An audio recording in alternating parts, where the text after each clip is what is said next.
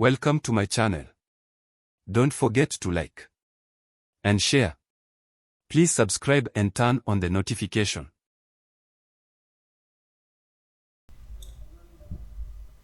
Ole,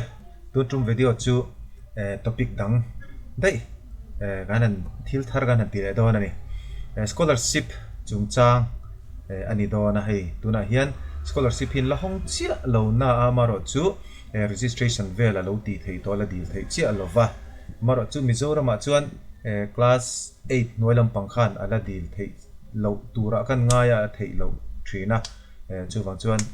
khalam panga kha chu nakina notification te oma aron thei le te ni chon thu ran ni ta se aron thei don pon tuna mi hi chu thil poi mo tur tho ni a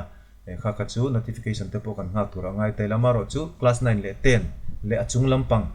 pre matric class 9 le 10 le post matric kha chuan kan dilang chi kha chu adil le thei vek dona maro chu adil dan a website hi anron ti dang lam ta dei maya tuna kan en lai hi engani a website a khani ta a thara a view po atang lam to view wa chu ta chon thil student dashboard oma institutional dashboard oma officer dashboard oma public hi a ma khan omom ka shelawa tuna hen ron da thar nin ka shia a chungvel te chu kan en do na maro chu tun video bi ka chon a overview do tak tak a en thuak na thil tharan ron ti te kan soi do na thui tak kan soi don lova chu wang chuan ati dan a process a kha chu nakina kan ti do na ni masabera chuan public hei hi om thar nin ka shia a hei hi kan en masaberang public a hen en taila public a chuan tian ron oma dashboard oma fine institute on NSP a oma hemi mang hian school a kha NSP a in register to em a in register chuan engchen nge ti to KYC ti to em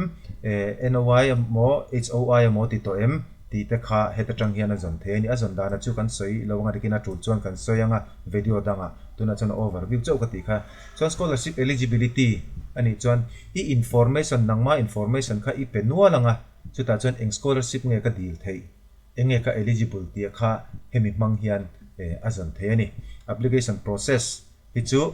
application kalzel dana khani mai nodal officer te an contact number te en theya district wise scheme wise en the district wise en theya grievances registration te help desk te NSP help desk te PFMS mo public finance management system PFMS kan ti khang tenen po khan anin link don ani mela hi tiang te po hi aron oma khatiang vel khani a chuan adot le chuan institution hi chu kan hriat to ang khan scholarship kan deal chuan min scholarship ron dila a scholarship dila kha schooling kan lo approve a schooling na approve nuwa boda kal le khatiang khani ta institution ya registration an ti dan khani a ka en chin thuak a chuan institution hi chu athara registration ti ngai lova registration ti to sa kha chuan a ma a kan udais le kan engani kan password mang khan alu le mai thai ani institution b ka chuan officer ri chu soi ngai lo tur angai la sina kan soi ta khan institution in kan pass nuwa kan approve nuwa khan officer hoina an lu ve na tur khani a chuan student kan lu ma hian etila hen en taila announcement hi chu kan en lo mai anga get your OTR hi one time registration tinani hei one time registration hi hei thil thar chu ni a ni kumlama score dong to te kha chuan OTR hi in message vela in don karing chu OTR hi message vela in donganga OTR mang hian registration ti le turani chu OTR chu one time registration ti na khani ta a chuan student a hian kan lu tanga student a hian engenge om kan soi le thuak ang announcement chu kan en lawang login OTR i nei to chuan OTR mangin in login mai thei chuan apply for scholarship in login na tur tho ni hei po hi nakina hi chu toy te kan soi belang previous year application ani chuan nikuma scholarship deal chuan nikuma chuan OTR ni lovin username khan MZ chu ti khati ti ve kha kan hong lok nga chiang mayang hei nikum lampanga chuan tiang hian a oma academic year ran thlanga hi nikum lampanga ka khoi saksa to khani hei MZ tian nei du a password te nei sa a captcha te kan chu a khati khan kan lut thin khani a kha nikum lampang previous year mi kha ala zuk en the ni chuan track payment te oma track payment ani hi chuan PFMS ne na en khangai don hi thil thar ani in ka hria a PFMS portal a khan user name te pon ngai mai thei kha kha chu ka hra chi alova nakina kan da hra chho tur angai taila chuan save the can drag an ti hi chu other siam thei ho wakha hemi mang hian azon thei ani mo in location a khan tungai other siam thei engani khang ho wakha zon thei ani chuan tila hen other seeding hi chu external link a pe a other UDI khami website a khana loot mo UIDI details ti hi chu engani disable tan in detail enna kha khani le mai ni khati khan ka soi thuak ang atul ani chuan nakina hei chu video dang ate pokan soi zelang overview ka tiang khan chuan itlai kan soi bel du chu login a hen click taila